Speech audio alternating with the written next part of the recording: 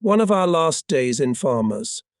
We have just received a report that a Russian armoured column has broken through in the direction of the Matra Mountains and reached the outskirts of Gyeongis. Our units, who have been outflanked, are anxious to recover the situation and close the gap. The weather has deteriorated and is becoming an additional test for us because the whole terrain is heavily hilly and the cloud cover lies very low. We leave Budapest to the right and soon see the Matra Mountains ahead and the Gyeongis even further ahead. To the south, fires are burning. Obviously something is going on there. I can see tanks coming down the road, and clearly not German tanks. As I turn in their direction to get a general idea of the enemy forces, I am met by heavy anti-aircraft fire. We are circling at low altitude over the head of the tank column. To ahead of the T-34s and ISS hums a new type of tank that I have never seen before, but it is not an American machine either.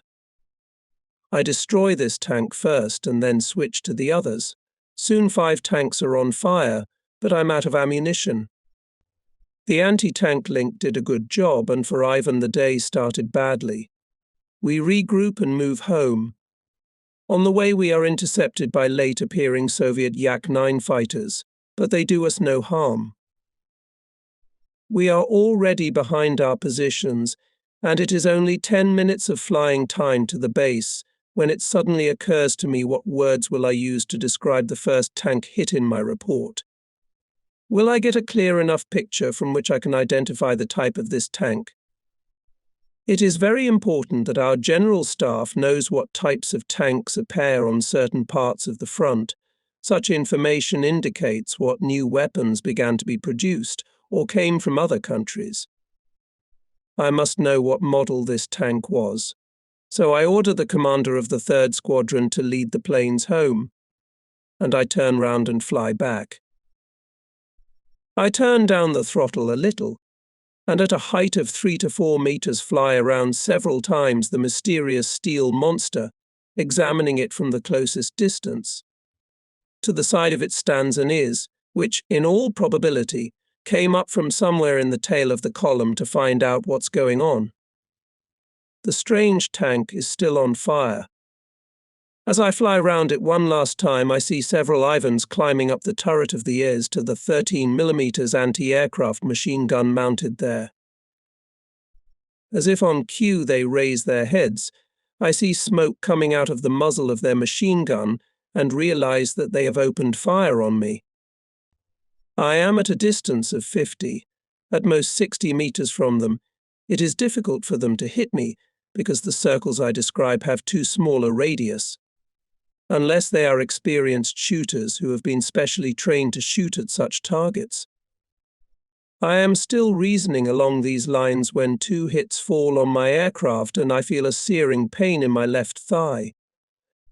I struggle to overcome the darkness in front of my eyes and make sure that warm blood is trickling down my leg. I mention the injury to Gadaman, but he can't do anything because he can't reach me. We don't have any bandages. The area we're flying over seems sparsely populated and not particularly suitable for landing. If we land here, it will take God knows how long to get medical attention, and I'll bleed to death. So I must try to reach Budapest, which is a 25-minute flight from us. I feel like I'm rapidly losing my strength. The blood is still pouring out. I have a strange feeling. A kind of trance. But I keep flying and I can still control my feelings. I ask Gadaman, "Do you think I could suddenly lose consciousness? Or will I weaken gradually?" "You'll never make it to Budapest. In all probability. But you won't suddenly lose consciousness." He says the last words in addition, in a cursive voice, probably to avoid upsetting me. Then I'll fly onwards. And try my luck. Maximum throttle. Minutes of anxious tension. I will not give up. I won't. Here comes the airfield with the fighters, Budapest. Release the flaps. Throttle down. I'm landing. That's it. I'm going to the operating table in a private hospital. The nurses are crowded around me, looking at me with curiosity. Behind the surgeon, Professor Fick, stands Gaderman, shaking his head. He tells me later that when I was under anesthesia, I said a few things that in all probability failed to delight the nurses. What can be done in such a situation? Professor Fick explains that I was hit by 2 bullets from a 13mm machine gun, one, which he has already extracted, entered at an angle into my thigh and the other went through and through. He tells me that I have lost a lot of blood, and as soon as he puts a plaster cast on me, I will be sent to a sanatorium on Lake Balaton, so that I can recover faster and let my wounds heal in peace and quiet. Meanwhile, Fridolin has arrived and scolds me for getting into all this because of my curiosity, but although he doesn't tell me directly, he is glad that nothing worse has happened. He reports that we are to relocate to the Stolwesenberg area and that we will be standing by at Borgående. They secure my stretcher in a sanitary storch and take me to heavies on Lake Balaton, where I am to be treated at Dr. Peter's sanatorium. I have already asked Professor Fick how long my recovery will take, and when I will be able to walk at least, let alone fly. He gives an evasive answer, presumably because Gaderman has already told him about my impatient nature. I insist that Dr. Peter remove my bandages immediately and tell me how long he expects me to stay here. He at first refuses to remove the bandages, but then after much argument he examines the wound and says, "If there are no complications, you can stay here for 6 weeks." Up until this point I hadn't been particularly concerned about the wound, but now I feel like I'm losing everything again, doomed to inaction at a time when every man is needed. I'm furious. This is the situation: my leg is in a cast and I can hardly move around. But of one thing I am firmly convinced: it won't last long. No matter how beneficial the medical care and rest will be to me, I won't be able to rest truly until I get back to the regiment and start flying with it. Fridolin comes down from Borgående every day and visits me with a briefcase full of papers to sign. He keeps me in touch with the regiment's martial affairs, all its anxieties and needs. Between Farmers and our present aerodrome, the regiment has been temporarily stationed, only for a few days, at the aerodrome at Vesek, a suburb of Budapest. It is bad November weather, and despite the critical situation, we make only a few combat sorties. On the 8th day, he visits me again and brings me the news that the Soviets are attacking Budapest with large forces and have already captured a bridgehead on this side of the Danube. Worse still, their new offensive from the south towards Balaton threatens to drive a wedge between our positions.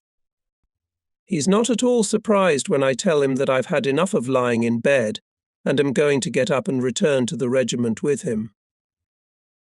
But he doesn't finish that sentence. He knows of my stubbornness. Nurse hears Fridolin packing my things and can't believe her eyes when she peeks through the door to see what's going on. When Dr. Peter, who has been warned by her, appears, he catches me already ready to leave. I know full well that he can't take responsibility, and I don't ask him for anything. He shakes his head, watching us leave. An hour later, a car takes us to the station. We stand in the village for the time the regiment is stationed at Farmos. The people are very friendly towards us, which is to be expected. They hope that we can stop the Russians and liberate the already occupied part of their country. My orderly Dahlman has already prepared for my arrival and heated a room in a small cottage, no doubt believing it will be needed as a hospital ward. A few days pass and the weather improves. I have been flying since day 1, having reinforced the leg in the cast with extra straps. Moving around is difficult, but somehow manages. In mid-December, due to heavy rain and wet snow, our flying field becomes more and more like a swamp, and we return to War Pelota. This airfield is situated on dry high ground and we can take off at any time. My third squadron has finally been re-equipped with Focke-Wulf 190 fighters and, bearing in mind the current situation, I would not like to give them any special time for retraining. So 1 or 2 pilots are attached to the regimental headquarters in turn, and between combat sorties I introduce them to the new type of aircraft and teach them how to handle it. Each of them makes a few circles, the number of which depends on his flying skill, and then I take them with me as wingmen on combat sorties. After 15 or 20 sorties, their familiarization with the new aircraft is considered complete, and it is the turn of the other crews. As a result, the third squadron is capable of flying combat sorties without interruption. During their first combat sorties, the crews have to learn the hardest lessons, because the anti-aircraft defenses are strong everywhere, and besides, they are still a bit afraid to fly the new type of aircraft, especially because they do not have a gunner to back them up against enemy attacks from behind. During his first combat sortie, Lieutenant Stahler's FV-190 takes a hit in the engine and goes down immediately. He manages to make an emergency landing behind our trenches. That day everything goes wrong. Only I am about to take off with Lieutenant M, who is also undergoing training on a new machine, when a large group of IL-2s, together with a fighter escort, fly past the airfield at an altitude of 600 meters. It is a cold December day and it takes me some time to warm up the engine so that it runs normally, but in the meantime the Ivans of course disappear over the horizon. It then comes to my attention that during some really cold days, the mechanics have used a warming device that allows us to take off immediately without first warming up the engines. This device depends on specially prepared fuel to work. I make a sign to M to refuel immediately and take off after me. The bomb load for the planned departure is still under the belly of our aeroplanes. I do not want to remove the bombs as we have yet to complete our mission. Perhaps even with this cargo we can still catch up with the Ilov formation. M pilots a slow plane and lags behind. I am gradually approaching the Iron Gustavs, who cross the front line when I am still a few hundred meters away from them. But I am stubborn and I intend to attack them, even if alone. With my FV-190, I am not afraid of the Russian pilots in their La-5s and Yak-9s. Suddenly there is a rumble in the engine. Oil is gushing out of it, so that I can't see anything anymore. The oil has splashed all the cockpit windows and they are losing transparency. At first I think that the engine has been hit by an anti-aircraft shell or a burst from a Russian fighter. But then I realize that the engine piston has jammed. The engine pulls badly and makes a terrible rumbling noise. It could stop at any moment. In the second instant, I instinctively lower the nose down and head towards our positions. I should be right above them now. It is impossible to eject with a parachute, if I don't even consider the low altitude, because my leg is in a tire. The plane won't be able to go higher even a meter. I drop the lantern to be able to look round and back. I am flying at a height of 50 meters. The terrain below is unsuitable for a forced landing. Besides, I am concerned to get as close to the airfield as possible, and after landing, without wasting time, to return to my unit. A church steeple is passing me very close. It is good that it was not exactly in my way. Straight ahead I see a road embankment crossing my course at an angle. At any second I can expect the engine to stop. I can only hope that the aircraft will pass over the embankment. I pull the handle towards me and wait. Will the car make it over that embankment or not? It did. I'm touching the ground. With a crunch and scrape, the aircraft skids on the frozen ground, parallel to the wide ditch, and stops. It's my leg that worries me most, but it seems to be all right. I look round the quiet, peaceful winter landscape, only the distant booming of guns reminding me that there is still a war going on, even though Christmas is on the doorstep. I unbuckle my harness, cast a glance at the smoking engine and sit down on the fuselage. A car with 2 soldiers is coming down the road. They look at me carefully first, wanting to make sure I'm not Russian, since those are more likely to fall behind our front line than we are behind theirs. The soldiers throw the boards over the ditch and carry me to the car. An hour later I am back at the aerodrome and preparing for another sortie. We are quartered in barracks a few kilometers from the airfield, in the suburb of Warpolota. The next day, between sorties, as I lie in bed to get some rest, I hear the roar of aircraft engines. They are not German planes. Looking out the open window, I notice a formation of Russian Boston bombers flying at an altitude of 400 meters. They are coming straight at us. The bombs began to fall with a screech. I instantly find myself on the floor. Even with a healthy leg, I could not move faster. A heavy bomb explodes 15 meters in front of the window and blows my BMW to pieces. Dahlman, who at that moment comes through the door to warn me of the raid, finds the window frame around his neck. He succumbs to shock, but is uninjured. At present, thanks to our air support, there is a lull in the Balaton area, but eastwards the Soviets have bypassed Budapest and reached the Gran River north of the Danube. South of Budapest they tear from their bridgehead and, cooperating with units moving from south to northwest, go on the offensive. They are advancing along the eastern slopes of the Vizsla Mountains, north of Stolvesenberg, and Budapest is thus surrounded. We are making combat sorties in that area and further east. We are trying to hit their communications deep behind the lines in the Hadwan area where Soviet goods trains run. During these rapidly unfolding events, we become experts at everything. We play the role of dive bombers, attack planes, fighters, and reconnaissance planes. The battle to lift the siege of Budapest is in full swing. We are standing at Kemend in the Papa area. We flight personnel have just arrived from the airfield at Varpolota, and before we start to get settled, Fridolin pops his head up and asks, "Did you guys know that Christmas is only 2 days away?" He's right. It is, according to the calendar. Take off combat sortie landing, take off combat sortie landing.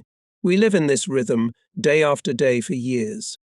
Everything else has been swallowed up by this rhythm: cold and heat, winter and summer, weekdays and weekends. Our lives have become a few ideas and phrases that fill our brains and never leave us, especially now that war has become a struggle for survival. One day follows another. Today is the same as yesterday. Take off, where to, against whom, encounter with escort, anti-aircraft fire. These words and thoughts overwhelm both the youngest pilot and the regimental commander. How long will this go on? Will it last forever? So, the day after tomorrow, Christmas, Fridolin, together with the staff officer, goes to the group headquarters to pick up our Christmas mail. Meanwhile, congratulations to the Immelmann travelling circus come in from almost every army unit. We return from our last sortie on the very eve of Christmas Eve at 5 in the evening. Our place is decorated for Christmas, looking cheerful and festive, almost like home. Since we don't have a large room, each squadron celebrates in the largest room of their headquarters. I go round one by one. Each unit celebrates Christmas in a special way that reflects the taste of its commander. There's cheer everywhere. I spend most of Christmas with the officers of the regimental headquarters. Our room is decorated with branches of mistletoe and holly, candles burning everywhere. The 2 large fir trees and the table in front of them, laden with presents, remind us of our childhood. My soldiers' eyes reflect vivid nostalgic dreams. Their thoughts are with their wives and children at home, with their parents and families, in the past and the future. It is only our subconscious mind that we see the German military flag among the greenery. It brings us back to reality. We are celebrating Christmas at the front. We sing Silent Night, Holy Night, and other German songs. The husky soldiers' voices weave into a soft consonance. Then a great miracle takes place in our hearts. Thoughts of bombs and targets, shells and anti-aircraft guns are softened by a supernatural sense of peace, a serene and soothing peace. And we think again of sublime and beautiful things with the same simplicity as nuts, punch and candy. The last echo of favorite German songs falls silent. I say a few words about our German Christmas. I want my men to see me today, among other things, as their comrade, not their commander. We sit together happily for 1 or 2 hours, then the Christmas evening is over. St. Peter's favours on the first day of the holidays. There is a thick fog. From telephone conversations during Christmas, I know that Ivan is attacking and we are urgently needed, but we can't fly. The next morning I play a short hockey match with my men.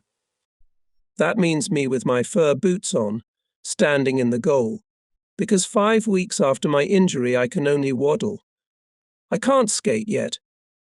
In the afternoon our hosts, with whom we are quartered, invite me and a few other officers to go hunting. I know very little about regular or garden hunting on the ground. We have many riflemen in our troop, but only a few corrals. The hares seem to know that fate is on their side this time, and once in the cauldron, do not hesitate to leap lightning fast through the wide gaps between us. Walking through the deep snow is not at all conducive to my quick recovery. My driver, Corporal Bomi, is standing at the side. Suddenly I see some magnificent specimen leave cover and rush towards us. I turn round like a born hunter, close my left eye and bang. I pull the trigger. Someone's body falls, but not a hare's, but Bomi's, whom I gripped, like all newcomers, by hunting enthusiasm, did not notice at all. Apparently he still doubts my intentions, for he looks at me, lying down in the snow, and says reproachfully, "Well, Herr Oberst, he noticed in time that I was aiming and threw himself to the ground just before the shot was fired." The shot missed him, but the hare was unharmed. I'm even more frightened than both of my intended victims. Now that could have been a real Christmas surprise, yet another confirmation of the favourite saying of all dive pilots, nothing works itself out unless you practice. The next morning the weather is setting up nicely. Ivan is already on his feet. He makes a raid on our aerodrome. Once again their bombing is deplorably bad. It's just a disgrace. Their low-altitude attacks go over 400 meters. We take little or no damage. For the whole of the second day after Christmas we are flying combat sorties to help the ground forces to the northeast, on the River Gran, and all the rest of the Budapest front. Our peaceful Christmas mood has been dispelled. We are once again surrounded by ruthless warfare. The quiet, joyous peace of Christmas evening has receded into the purgatory of yesterday. Furious battles rage in the air and on the ground. On our side, fresh reinforcements have been brought into the fight. These are my old acquaintances, friends from the Eastern Front, tankers, who, like us, are playing the role of the High Command's fire brigade. Our common task is to help those units that are encircled in Budapest to get through, to open a corridor for them to withdraw and join the rest of the forces. Together we can pull these chestnuts out of the fire, year after year, day after day. I have fought in all sectors of the Eastern Front. I believe I have gained considerable knowledge of military tactics.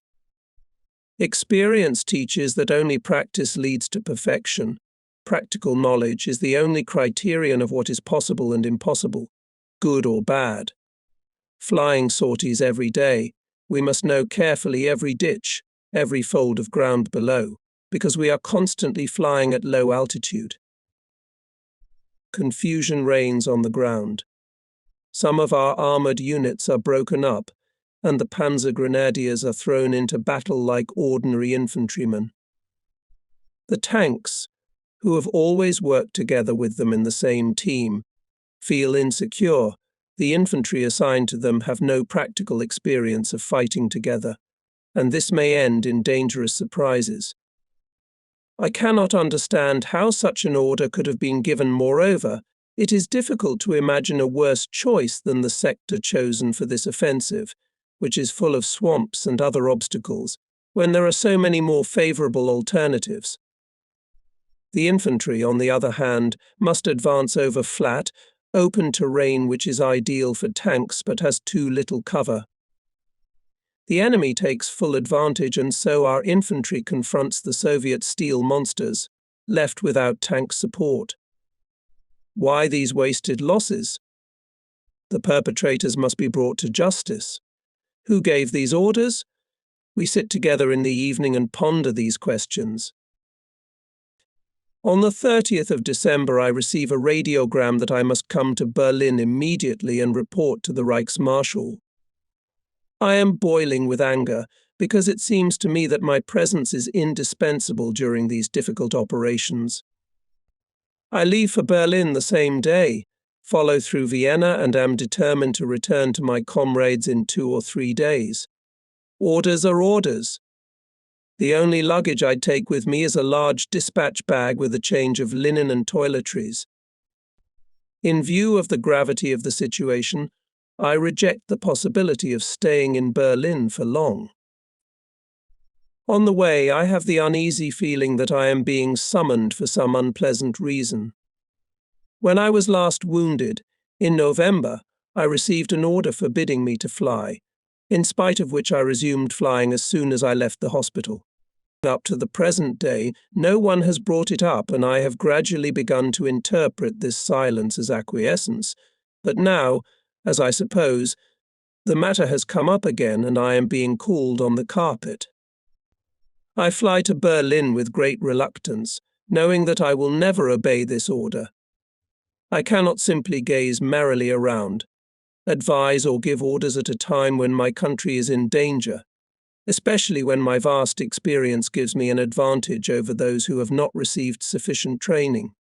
Success is the fruit of experience, and is commensurate with it. Although I have been wounded 5 times, several of them seriously, I have been fortunate in that I have always recovered quickly and have been able to pilot aircraft again and again, day after day, year after year, all along the Eastern Front, from the White Sea to Moscow, from Astrakhan to the Caucasus.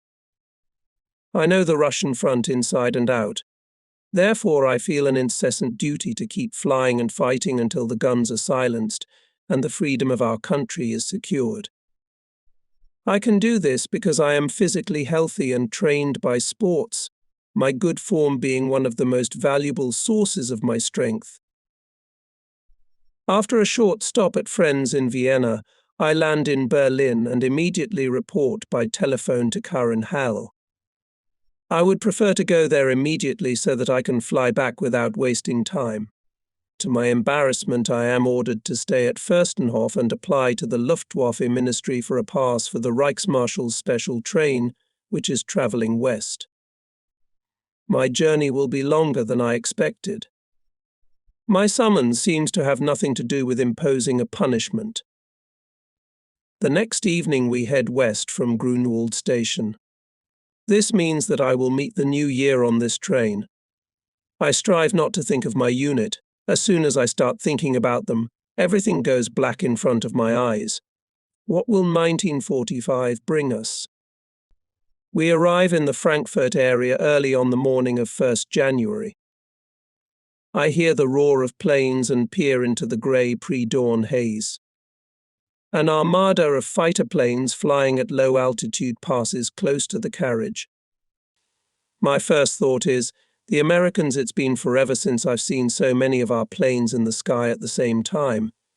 But it's just unbelievable they all have German swastikas on them, and they are single fighter planes Mi-109s or FV-190s. They're heading west, I'll have to find out about their mission later. Here the train stops. It seems to me that we are somewhere near Noheim-Friedberg. A car is already waiting for me, and after passing through the forest, we arrive at a building that resembles an ancient castle. Here I am greeted by the Reichsmarshal's aide-de-camp. He tells me that Goering has not yet arrived and I will have to wait for him. He doesn't know why I've been summoned. I have no choice but to click my heels and stay here at the Luftwaffe's Western headquarters. I'm going for a 2-hour walk. What marvelous air there is in this hilly and forested area. I fill my lungs with it with pleasure. Why was I called here? I'm due back in 3 hours when the Reichsmarschall is expected to arrive. I hope he won't keep me waiting long and will receive me. But when I return, he's not here yet. Beside me has arrived a general, my old comrade still on training flights on Stukas in the area of Graz. He tells me about today's operation, for the planning and execution of which he is primarily responsible. There are constant reports of large-scale attacks on airfields in Belgium and northern France. The aircraft you saw this morning were taking part in a low-altitude attack on Allied air bases. We hope to be able to destroy so many aircraft there that enemy air superiority over the area of our halted Ardennes offensive will be neutralized. I tell the general that such a thing would have been impossible on the Eastern Front because the distance to be flown over enemy territory was too great, and flying at low altitude would mean huge losses from very strong air defenses. Could it have been different in the West? It seems unlikely. If the Americans succeed in such attacks over Germany, it is only because our aerodromes are insufficiently defended for the simple reason that we cannot spare enough men and military equipment for this purpose. He tells me that today all formations had maps with mapped routes of approach to enemy aerodromes. In the East, we have long since not developed practical actions based on theory, and do exactly the opposite. The commander of an air unit receives only the most general task, and how he will fulfill it is entirely his business, because he is fully responsible for it. Now the war in the air has become so diverse that no one can no longer rely on theories. Only commanders have the necessary experience, and at a critical moment they are more likely to make the right decision.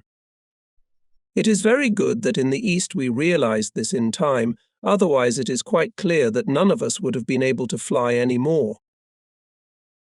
To the enemy 500 aeroplanes on the ground more or less is not so important as long as the crews remain alive. It would be far better to use these fighters, which have been piling up for raids for so long, over our own front and clear the airspace there. If we could eliminate for the time being the nightmare of huge Allied air superiority, we could give our comrades on the ground a good chance to feel the wind in their sails again.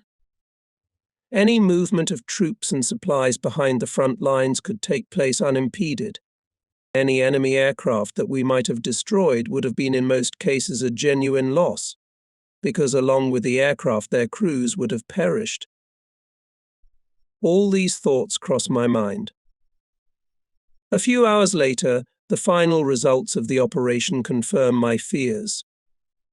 500 enemy aircraft were destroyed on the ground. Did not return 220 of our aircraft with their crews. Among the dead veterans, commanders of compounds, old men who are already few. All this saddens me. Today the operation will be reported to the Reichsmarschall and Supreme Commander-in-Chief as a great victory. What is this deliberate misrepresentation or inflated personal ambition? The adjutant comes in and says to me, "Oberst von Below just called. He'd like you to come in for a cup of coffee." But can't I report to the Reichsmarschall personally? The Reichsmarschall hasn't arrived yet. Why don't you visit von Below yet?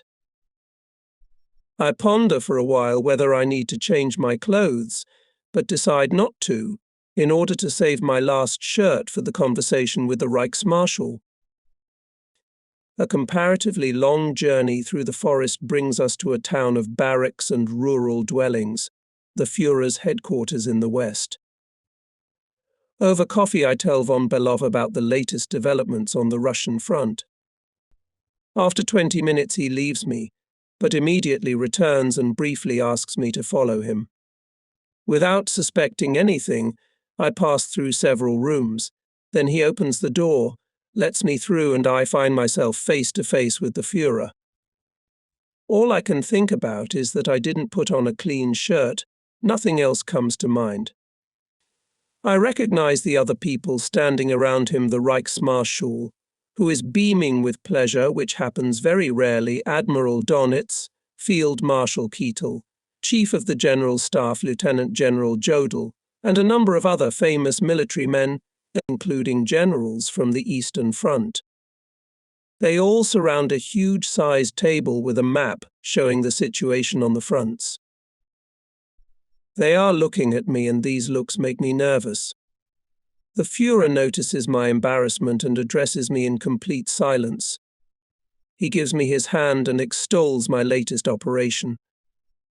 He says that in recognition of my bravery, he is awarding me the highest award for bravery, the Golden Oak Leaves with Swords and Diamonds to the Knight's Cross of the Iron Cross, and conferring on me the rank of Oberst.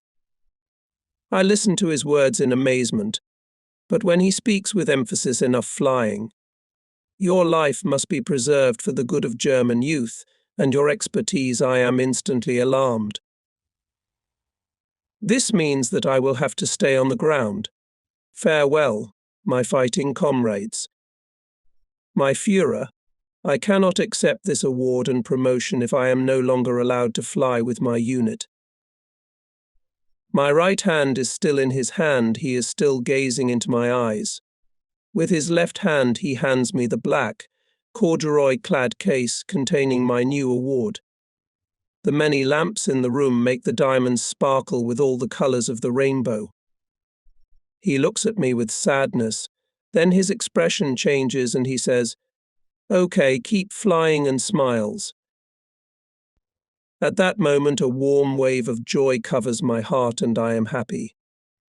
Later, von Belov tells me that he and the generals almost had a stroke when I put my terms. He assures me that the lightning that slipped across the face of the Führer not always turns into a smile.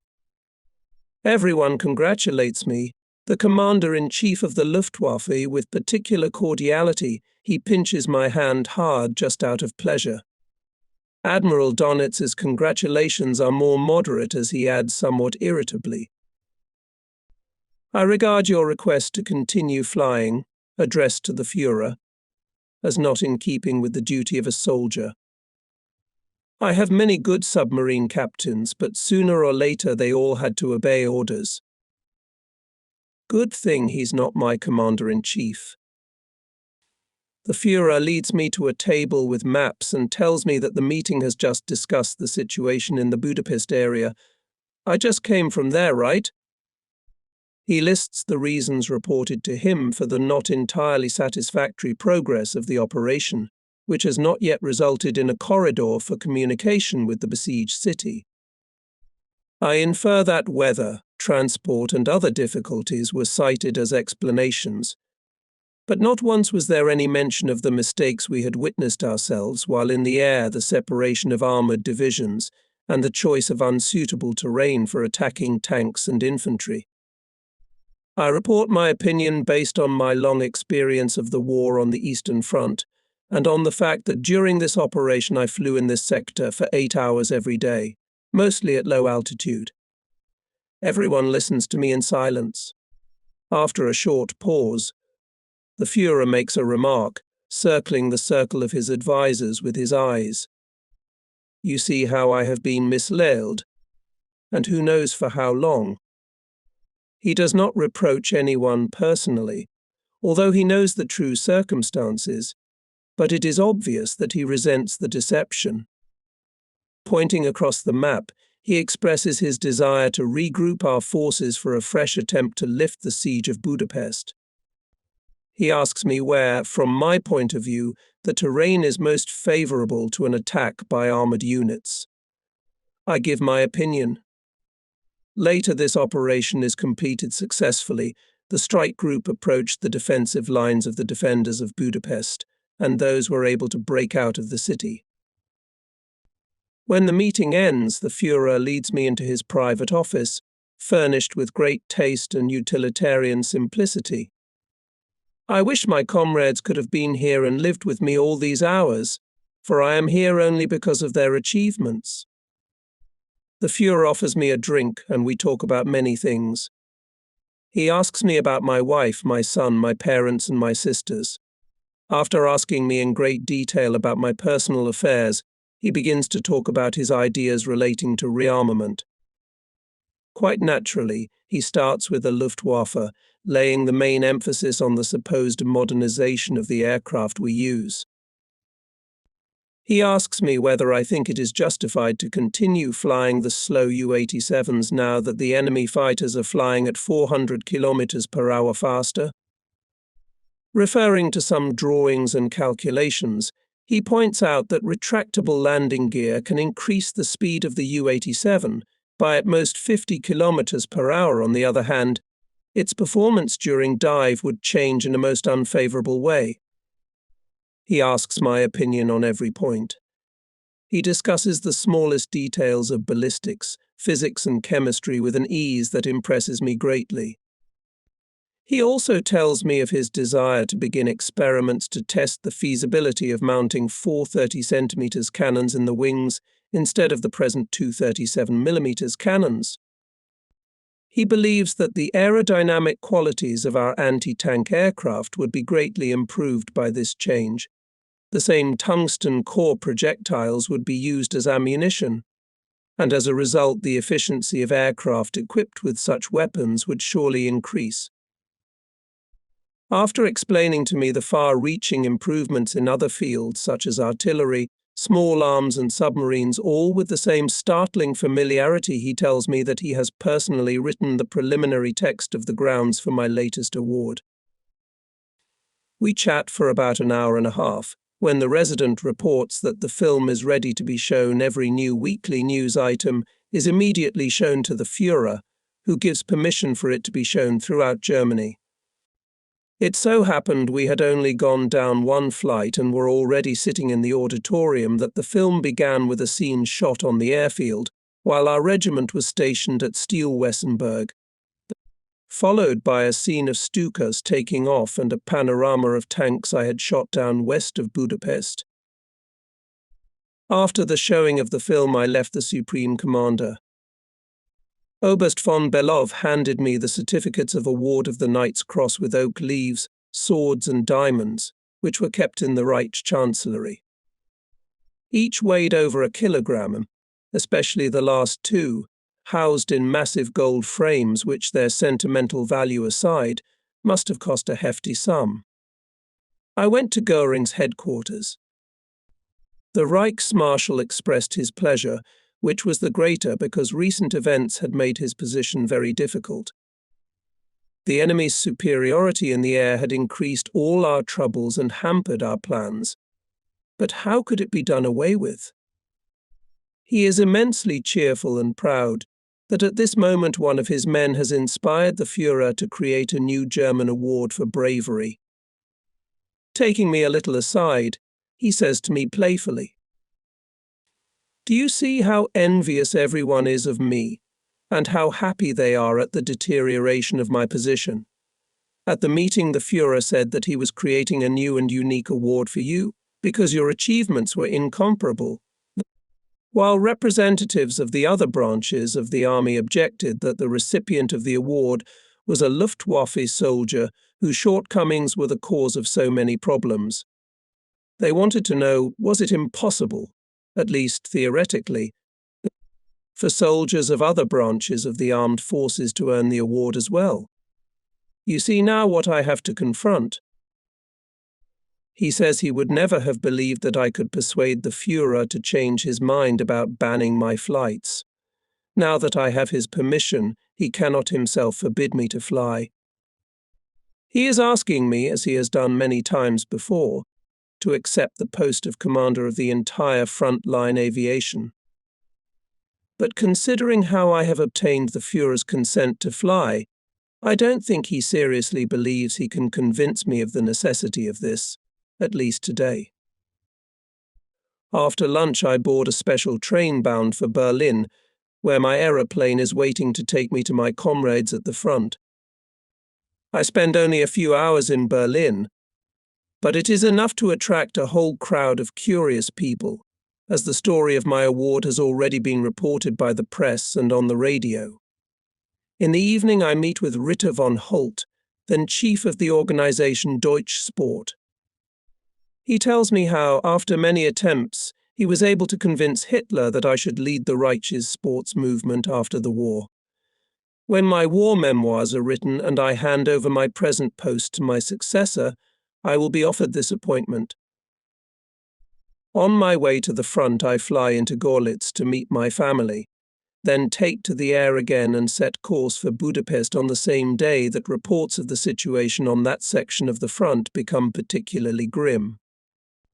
During my landing, the regiment is assembled so that the deputy squadron commander can congratulate me on behalf of the whole unit on my new award and rank. We then take to the air again and make a combat sortie to the Budapest area.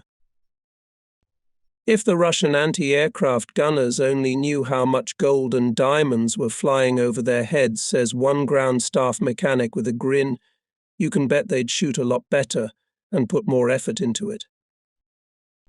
A few days later, I receive a message from the Hungarian leader Selassie, who invites me to his headquarters south of Sopron. I am accompanied by General Fotterer, commander of the Hungarian Air Force, and Fridolin. In gratitude for our operations against Bolshevism in Hungary, he awards me the Hungarian highest military honor, the Medal of Bravery. So far, only 7 Hungarians have been awarded it. I am the 8th recipient and the only foreigner. I'm not too interested in the estate, the rights to which come with the award. I shall only have to take possession of it after the war, and no doubt it will become a resting place for all the pilots of my regiment. In the middle of January, we receive alarming reports that the Soviets have launched an offensive from the Baranow bridgehead and have penetrated deep into Silesia. Silesia is my home. I request the immediate transfer of the regiment to this section of the front. No definite orders are received until 15th January. Finally, I receive an order to move the entire regiment, except for the 1st Squadron, to the Udetfeld airfield in Upper Silesia. We are short of transport aircraft and carry the first shift of mechanics and gunners in our Ju-87s to be ready to fly as soon as we are relocated. On the way, we refuel at Olmütz. As we are flying over Vienna, the anti-tank commander says over the radio telephone, "I'll have to land. The engine's failing." I am very unhappy about this, not so much because of the near-true suspicion that the malfunction is due to the fact that his fiancée lives in Vienna, but because my operations officer, Lieutenant Weisbach, is flying with him. This means that Weisbach will be absent when we land at our new aerodrome, and I myself will have to sit on the damn phone. We are approaching our destination over the familiar, snow-covered slopes of the Sudetenland. Who would have ever thought that I would one day be flying combat sorties over this area? When we were over the vast expanse of Russia 1,700 kilometers from home, and when we had to retreat for the first time, we jokingly said, "If this continues, we will soon be based in Krakow." We had treated that city as a typical supply base with all the amenities associated with a city of that size, and with a certain appeal at least for a few days. Now our joke has become a reality even worse. Krakow has been captured by the Russians and is now far behind the front lines. We land at Udetfeld. I learn very little from the commander of the air division stationed here.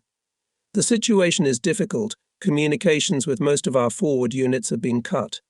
I am told that Russian tanks are already 40 kilometers east of Czestochowa, but nothing is certain yet. This is almost always the case when things get out of hand. The tank fire brigades in this sector, the 16th and 17th Armoured Divisions, are cut off at the moment, desperately fighting for their lives and unable to come to the aid of other divisions. As it appears that the Russians have launched a large-scale offensive, they have penetrated the defences of the 16th and 17th Armoured Divisions during the night, and accordingly our air attacks must be conducted with great caution. For the fact that some unit is deep in the Russian positions is no guarantee that it is the enemy. They may well turn out to be our units trying to fight their way back. I therefore order all pilots to make sure before attacking, flying at low altitude, that the troops they are attacking are in fact Soviet. On the flight back from Hungary we had fully loaded ammunition, but there is still no sign of our refueling vehicles. I glance at the fuel gauge. We only have fuel left for one short sortie. 20 minutes after landing at Udatfeld, we set off on our first combat sortie in the area. Czestochowa shows up in the distance. I survey the roads heading east, on which, according to reports, Russian tanks are moving. We're flying at low altitude over the city. But what's going on up there? There's a tank moving down the main street, followed by a second and a third. They look like T-34s, but they can't be. They're probably tanks from the 16th and 17th Armoured Divisions. I make another circle. There's no mistaking it. It's undoubtedly a T-34 with infantry seated on top of the armour. Ivans. These can't be the captured tanks we sometimes use from them, because in that case their crews would fire rocket launchers into the air or stretch swastika flags on their hulls. My last doubts dissipate when I see the infantry opening fire on us. I give the order to attack. We shouldn't drop bombs on the city. There's always the chance that there will be civilians down below who are taken by surprise and unable to evacuate the city. High-voltage transmission wires, tall houses with antennas, and other obstacles make it extremely difficult for anti-tank aircraft to attack from low altitude. Some of the T-34s are circling the city blocks, so it's easy to lose sight of them while diving. I shoot 3 tanks in the city centre. These tanks had to come from somewhere. We fly east along the railway and the motorway. Just a few kilometers outside the city, the next group of tanks rolls ahead of a column of trucks with infantry, ammunition and anti-aircraft guns. Here, on the open ground, we feel in our element and give the tanks an unpleasant surprise. Dusk falls and we return to base. 8 tanks are on fire. We are out of ammunition. We never took our task lightly, but we may have been inclined to treat tank hunting as a form of sport. Now, however, I feel that the whole thing has ceased to be a game. If I ever saw another tank after I ran out of ammunition, I would ram it with my aeroplane. I am seized with rage at the thought of this steppe horde rolling through the heart of Europe. Will anyone be able to rid Europe of them again? Today they have powerful allies supplying them with materials and have opened a second front. Will poetic justice one day bring terrible retribution? We fly from dawn to dusk regardless of casualties, disregarding the enemy and bad weather. We are on a crusade. We keep silent between missions and in the evenings. Everyone does his duty with clenched teeth, ready to give his life if necessary. Officers and soldiers realize that the life affirming flow unites them in a spirit of camaraderie, regardless of rank and class. And so it has always been with us. On one of these days, the Reich Marshal summons me urgently to Carinhal. I'm absolutely forbidden to fly. It's an order from the Führer. I'm going crazy with excitement to miss a whole day of flying and come to Berlin to find out about this situation. It's unbearable. I just won't do it. At this point, I feel that I am only responsible to myself. I call Berlin between flights with the intention of asking the Reichsmarshal to grant me a postponement until this crisis is over. Hoping for a concession from the Führer, I must be allowed to continue flying. I cannot just look on from the sidelines. The Reichsmarshal is not in attendance. I'm trying to contact the Chief of the General Staff. They're all in a meeting with the Führer and can't be reached. The matter is very urgent. I intend to pull all the levers before deliberately disobeying orders. As a last resort, I call the Führer. The telephonist at the Führer's headquarters does not understand me and probably concludes that I want to connect with this or that general. When I repeat that I want to speak to the Führer personally, he asks me, "Your rank?" "Corporal," I reply. Someone on the other end of the line laughs, realizing the joke, and connects me. Oberst von Beloff picks up the phone. "I know what you want, but I beg you not to anger the Führer. Didn't the Reichsmarschall say anything to you?" I reply that that's why I'm calling and describe the gravity of the current situation. But it doesn't work. He advises me to personally come to Berlin and talk to the Reichsmarschall. He believes that there is a new assignment for me. I'm so furious that I can't speak and hang up the phone. There is a sepulchral silence in the room. Everyone knows that when I'm furious, it's best to give me time to cool down in silence. Tomorrow we have to fly to Klein Aisch. I know the area well. Our tank acquaintance Count Struckwitz lives nearby. The best way to forget my frustrations is to fly to Berlin and see the Reichsmarschall. He receives me at the Currenhal. I am struck by his irritability and lack of good-heartedness. We have a conversation during a short walk through the woods. He immediately opens fire with guns of the largest caliber. "I spoke to the Führer about you last week, and this is what he said when Rudel was here. I didn't have the heart to tell him that he should stop flying. I just couldn't tell him that. But then what are you, the Commander-in-Chief of the Luftwaffe, to do? You can tell him that—" "I can't. I am glad to see Rudel, but I do not want to meet him again until he gives in to my wishes. I'm quoting the Führer's words, and I'm telling you so directly. I also do not wish to discuss the matter any further. I know in advance all your arguments and objections. This is a stunning blow." I return to Klein Aisch. During the flight, my mind is preoccupied with the events of the last few hours. I know now that I must ignore the order. I feel that it is my due to Germany, to my country, to throw all my experience and my personal efforts on the scale. Otherwise, I will appear to myself as a traitor. I must continue to fly no matter what the consequences. In my absence, the regiment makes a combat sortie. Lieutenant Weisbach, who did not take part in the flights because I needed an operational officer, goes on a tank hunt with Lieutenant Ludwig, a first-class marksman and holder of the Knight's Cross. They do not return from the battle. For us, it is an irreparable loss of two invaluable battle comrades. These days we have to give everything we have. We can't spare ourselves. These operations keep me more stressed than ever, because I remember all the time that I did not fulfill the orders of the Supreme Commander-in-Chief. If anything should happen to me, I should be denied military honors and be disgraced. The thought worries me. But I can't do anything about it. I am in the air from morning till late in the evening.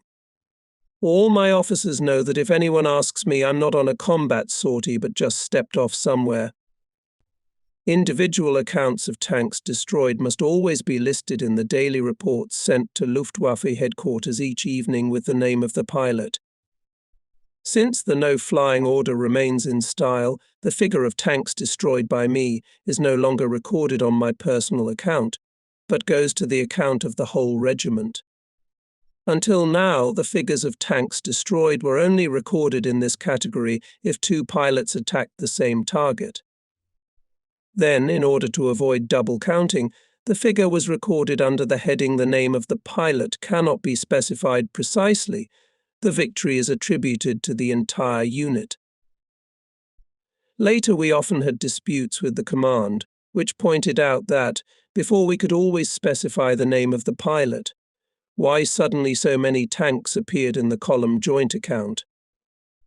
At first, we avoided the questions by saying that nowadays, when any one person spots a tank, we all dive on it at the same time, as everyone wants to strike. One day during my sortie, a spy in the person of a Luftwaffe officer shows up to investigate and pulls everything out of my operations officer, promising that he won't tell anyone anything. In addition, one general catches me by surprise immediately after the flight at the airfield at Grotkow, to which we have just relocated. He doesn't believe my assurances that it was only a short test flight, but that, he says, doesn't matter because he didn't see anything. Nevertheless, I soon discover that the truth has reached the high command. One day, shortly after the general's visit, I am mentioned in a military communique as having destroyed 11 tanks, and at the same time I am summoned by telephone to Corinhal. I fly there and meet a very cold reception. The first words of the Reichsmarschall: "The Führer knows that you continue to fly." I believe he learnt about it from yesterday's communique. He has asked me to warn you to stop flying immediately and permanently. You must not force him to resort to disciplinary action for disobeying an order. Moreover, he has no idea that this is the behavior of a man who has been awarded Germany's highest award for bravery. I suppose I may not add my own comments. I listen to him in silence. After briefly questioning me about the situation in Silesia, he lets me go and I return to the unit the same day. It is clear to me that I must keep flying if I am to maintain my composure during such a difficult time for my country. I must keep flying. We are hunting for tanks in the industrial area of Upper Silesia, where it is easier for the enemy to camouflage and harder for us to spot. Our attacking U-87s swirl between the chimneys of the industrial towns of Upper Silesia. In Kiefernstadt we meet our artillery, which we have not seen before, and help them to eliminate the numerically superior forces of the Soviets and their T-34s. Gradually a new front is created on the Oder. To create a new front out of literally nothing. Only Field Marshal Schorner could do that. We often see him now, when he visits our base to discuss with me the current situation and possible operations. Of particular value to him are the results of our intelligence. At this time it is reported that squadron leader Lau is missing with his gunner. He was hit by anti-aircraft guns, made an emergency landing near Gross-Wartenberg, and captured by the Russians. After he failed in his attempt to land away from the Soviet troops, he had to land right in their midst. A front is gradually being established along the Oder River. I receive orders by telephone to immediately relocate the regiment to the airfield Markisch Friedland in Pomerania, and the 2nd Squadron to Frankfurt. The situation here has become more dangerous than in Silesia. Dense snow is falling, which prevents us from flying in close formation. So we take off in threes and head for Markisch Friedland via Frankfurt. Some of our aeroplanes land at intermediate aerodromes at Sagan and Sorau. The weather is disgusting. At Frankfurt, they are already waiting for me to land. I must call the old base at Grotkow without delay. When I am connected, I learn that shortly after my departure, Field Marshal Schorner came to see me and made a big fuss. Knocking his fist on the table, he asked who had given me the order to relocate. Lieutenant Niemann, my operations officer, told him that the order came from Luftwaffe headquarters. Luftwaffe headquarters.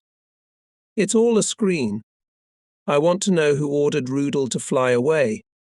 Call him to Frankfurt and order him to wait there. I'll put the matter to the Führer himself. I insist that he stays here. Am I to hold the front with one infantry with rifles? I find out about all this by telephone. If I want to get to Markisch Friedland before dark, I can't waste any more time. I call the Führer's headquarters to ask whether I should continue my flight or return to Silesia. In the first case, Field Marshal Schorner is to release my men held by him at Grotkow, so that I will have a full complement of men and equipment when I arrive at the new location.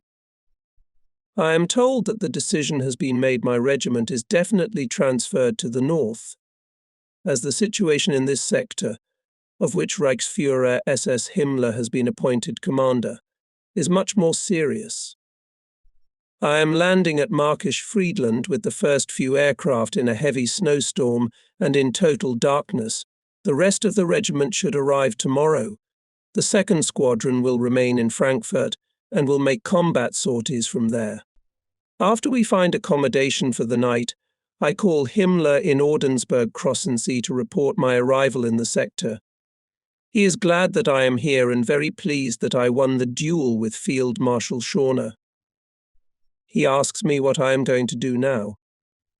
The time is 11 p.m., so I reply, I'm going to bed since I need to get up as early as possible tomorrow to get a general idea of the situation. But Himmler thinks otherwise. And I can't sleep, he says. I tell him that he doesn't need to fly tomorrow morning, and that when people fly non-stop, sleep is indispensable. After much idle chatter, he informs me that he is sending a car for me to see me as soon as possible. Since I'm low on fuel and ammunition in any case, the information about the new sector that his commander can give me may at least alleviate me of a number of organizational problems. On the way to Wardenburg, we get stuck in snowdrifts. By the time I get there, it's 2 in the morning. The first person I see is his chief of staff, with whom we have a long discussion about the situation and general matters. I am particularly curious to hear from him how Hitler is embarking on his new task, seeing that he lacks the necessary training and experience. His chief of staff is an army officer, not a member of the SS. He tells me that it is a great pleasure to work with Himmler because he is not at all a self-righteous man and is not looking for an opportunity to show his power. He does not think that he knows better than the experts of his staff, readily agrees with their suggestions, and then uses all his authority to implement the solution worked out. And that's why everything goes smoothly. Only one thing will strike you. You will always have the feeling that Himmler never says what he really thinks. A few minutes later, I discuss the situation and my task with Himmler. I immediately notice his concern. The Soviets have almost bypassed Schneidemal and are tearing into eastern Pomerania, towards the Oder, partly along the Neisse Valley, and also north and south of it. There are very few units in this neighborhood that could be called combat-ready. A battle group is being formed in the neighborhood of Markisch Friedland to hold back the enemy forces that have broken through and to prevent their imminent movement towards the Oder. No one can yet predict to what extent our troops in the neighborhood of Posen-Grodens will be able to fight their way back. In any case, they will not be able to recover quickly. Intelligence leaves much to be desired, and it is therefore impossible to get a complete picture of their position. This, therefore, will be one of our first tasks, besides attacking the enemy at all known points he has already reached, especially his mechanized and armored forces. I am ascertaining the needs for bombs, fuel, and ammunition. If they are not met, in a few days I will not be able to fulfill combat missions. Himmler promises me, in his own interest, that my requests will be met first. I explain to him what possibilities I see for the utilization of my compound, basing my viewpoint on the picture he has painted for me. I leave Ordensburg at 4:30 a.m., knowing that in 2 hours I will be flying over the sector. The Stukas fly all day without interruption. Our aeroplanes are decorated with the emblem of the German knightly order, because now, as 6 centuries ago, we are involved in a battle with the East. Very cold weather is setting in. The snow cover on the aerodrome reaches a height of 5 centimeters when we take off. This snow dust gets packed into the gun mechanisms on our anti-tank planes and freezes as soon as we are in the air. After 1 or 2 shells are fired, the guns jam. I can't stand it. Here below me, Russian armoured columns are advancing on Germany, and when we go into attack, at times overcoming very strong air defences, what happens? The guns are silent. Some pilots are already thinking of crashing into the tanks out of sheer desperation. We go in again and again, but it's hopeless. It happens to us at Charnikau, at frontlines, in many other places. The T-34s are tearing westwards. Sometimes it only takes 1 shot to blow up a tank, but often it is not enough. The most precious days are lost before I finally get enough men to continually clear the runway of snow. The sheer number of tanks makes the hair on my head move. We fly to all sides of the world. If the daylight hours were 3 times as long, it was still too little. Interaction with our fighter squadron is beyond praise. They respond to every reconnaissance report we make enemy forward units at so-and-so or so-and-so point. In the joint operation east of Deutsche Krone and in the woods south of Schlop, we were able to inflict substantial losses on the Soviets. When tanks find themselves in a village, they usually drive straight into the houses and try to take cover there. After that, they can only be spotted by a long pole sticking out of the middle of the house, which is nothing but a tank cannon. A breach forms in the wall of the house, and since it is unlikely that there are still Germans living in it, we come in from behind and shoot the engine. No other methods of attack work. The tanks catch fire and explode along with the ruins of the houses. If any of the crew survives, they sometimes try to drive the burning tank into a new shelter, but in this case the outcome of the fight is already decided, because at that moment you can strike at any vulnerable part of the tank. I never drop bombs on villages, even if it is justified from a military point of view, because I shudder at the very thought of hitting the German inhabitants, who are already defenseless against the terror of the Russians. It is a terrible thing to fly and fight over our own homes, especially when you see masses of men and military equipment rushing into your country like a flood.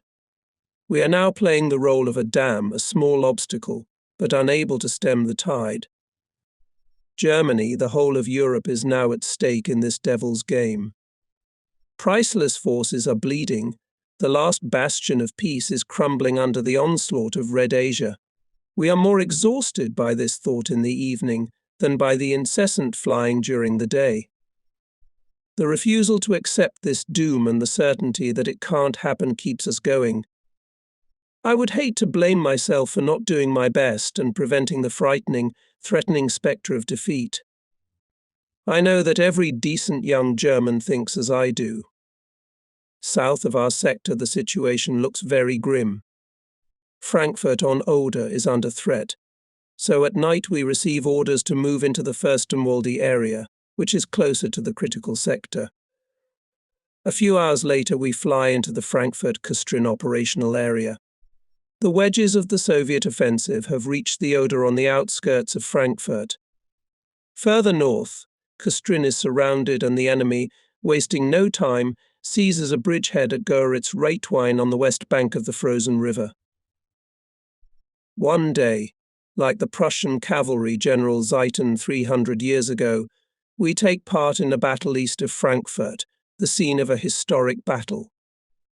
Here a small German force is surrounded by Soviet tanks. We attack them, and those tanks that didn't catch fire are trying to get away across open ground. We go in to attack them again and again. Our comrades on the ground jump for joy, throw their rifles and helmets into the air, and without caring for cover pursue the retreating Russians. Our fire puts every last tank out of action. A joyous mood reigns among all who witnessed our success. After all the tanks have been destroyed or captured, I prepare a container and write a congratulatory message to our comrades on behalf of the regiment and on my own behalf. I circle at a very low altitude and drop the container with the note and a bar of chocolate right at their feet. The sight of their happy, grateful faces strengthens us in anticipation of difficult operations and inspires us to renew our persistent efforts to ease the struggles of our comrades in arms. Unfortunately, the first days of February are very cold. The Oder has frozen over in many places so badly that the Russians can wade across the river. They often put planks on the ice and I see lorries driving over them. The ice does not seem to me to be strong enough to support the weight of the tanks. Since the front on the Oder is not yet established, and there are many gaps in its line with no German soldiers to resist the advance, the Soviets managed to capture a few bridgeheads, such as at Reitwein. Our tank troops, which were brought into the battle too late, face here a strong enemy defense on the west bank, backed up by heavy artillery. The river crossings have been protected by heavy anti-aircraft fire since day one. Ivan is well informed of our presence in this sector. Every day I am ordered to destroy the crossings in order to delay the offensive and buy time for our reinforcements and combat equipment to approach. I inform you that it is almost useless at the moment, because you can cross the Oder almost anywhere. The bombs break through the ice, leaving relatively small holes, and that's all we can achieve. I attack only recognizable targets on both sides of the river or vehicles crossing it, but not so-called bridges, which strictly speaking do not exist at all. What looks like a bridge on an aerial photograph usually turns out to be infantry tracks and vehicle ruts and planks laid on ice. If we bombard these tracks, the Ivan just crosses over the ice away from them. This becomes clear to me on the first day, because I have flown over them countless times, and besides, these crossings are nothing new to me. I know them from the Don, Donets, Dniester, and other Russian rivers. Therefore, disregarding orders, I concentrate my attacks on the genuine targets on both sides of the river tanks, vehicles and artillery. One day a general sent from Berlin appears and tells me that new bridges always appear in photographs taken from reconnaissance aeroplanes. But he says, "You have not reported that these bridges are not destroyed. You have to keep attacking them." By and large, I explain to him, they're not bridges at all, and as I see his face turn into a question mark, an idea occurs to me. I tell him that I was just about to take to the air and invite him to fly with me, and I promise him that I will provide practical proof of this. He hesitates for a moment, then, seeing the curious looks of my young officers, who have heard my proposal with some glee, he agrees.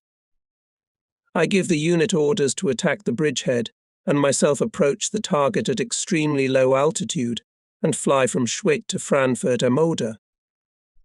In some places we encounter respectable anti-aircraft fire, and the general soon recognizes that these bridges are in fact tracks. He has seen enough. After landing, he is very pleased that he was able to see for himself and makes a report accordingly.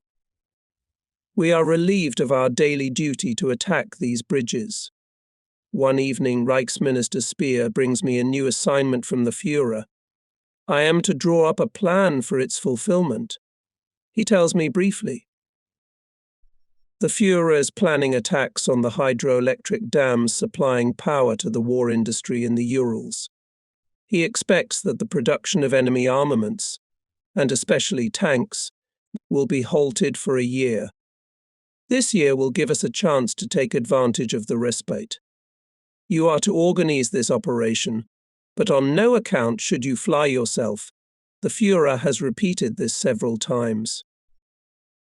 I drew the minister's attention to the fact that there were more suitable candidates for the task, namely, from the Long-Range Air Command, who are familiar with such things as astronomical navigation, etc., much better than I, who had been trained in dive bombing and therefore had a completely different knowledge and experience. Moreover, if I am to task the crews and remain afterwards in a normal condition, I must get permission to fly myself. The Führer wants you to be the one in charge of this Operation Spear Objects. I ask a few crucial technical questions relating to the type of aircraft and bombs with which this operation is to be carried out. If it is to be done as quickly as possible, only the Heinkel 177 can be seriously considered, although it is not entirely clear whether it will be suitable for this purpose. From my point of view, the only bomb for such a purpose is something like a torpedo, but it has yet to be tested in action. I refuse his suggestion to use ton bombs. I am sure they cannot be successful. I show the minister photographs taken in the northern sector of the Eastern Front when I dropped 2-ton bombs on the concrete supports of a bridge over the Neva, and it did not collapse. This problem, therefore, must be solved, as must the question of my participation in this mission. These are my conditions if the Führer insists that I take on this task. He already knows my objections concerning the fact that my experience belongs to a completely different field. I receive a dossier with photographs of the factories and study them with interest. I see that a large part of them is underground, and they are practically invulnerable from the air. The photographs, which were taken during the war, show the dam itself, the hydroelectric power station, and some factory buildings. How were these photographs taken? I think back to my time in the Crimea and put 2 and 2 together. When we were stationed at Sarabuz and kept ourselves in shape by weightlifting and throwing discs after sorties, a plane painted black would often land at the airfield, and very mysterious passengers would descend from it. One day a crew member told me in confidence what was going on. This plane brought Russian priests from the freedom-loving states of the Caucasus, who had volunteered to carry out important missions for the German command. Dressed in cassocks, and with their beards fluttering through the air, they each carried a small bag on their chests with either a camera or explosives, depending on their assignment. These priests saw the German victory as the only chance to regain their independence and, with it, freedom for their religion. They were fanatical enemies of the Bolshevik world and therefore our allies. They still stand before my eyes, men with white beards and noble facial features, as if carved from wood. From the depths of Russia they delivered photographs, travelled for months and returned after completing their assignment. If one of them disappeared, he most likely gave his life for freedom or as a result of a failed parachute jump, caught while on assignment or on his way back behind the front lines.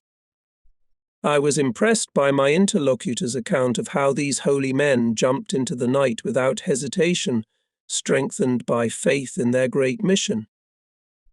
At that time we were fighting in the Caucasus, and they were dropped by parachute over mountain valleys where their relatives lived, with the help of whom they intended to organize resistance and commit acts of sabotage. All this came to my mind as I pondered where the photographs of these factories had come from. After a few general remarks on the general course of the war, in which Speer expressed his complete confidence in the Führer, he left early in the morning, promising to send me new details concerning the Ural plans. But it never came to that, because the events of 9th February made my participation in this operation impossible. Thus the task of working out the plan was entrusted to someone else. But then, in the fever of events at the end of the war, this plan lost its practical significance.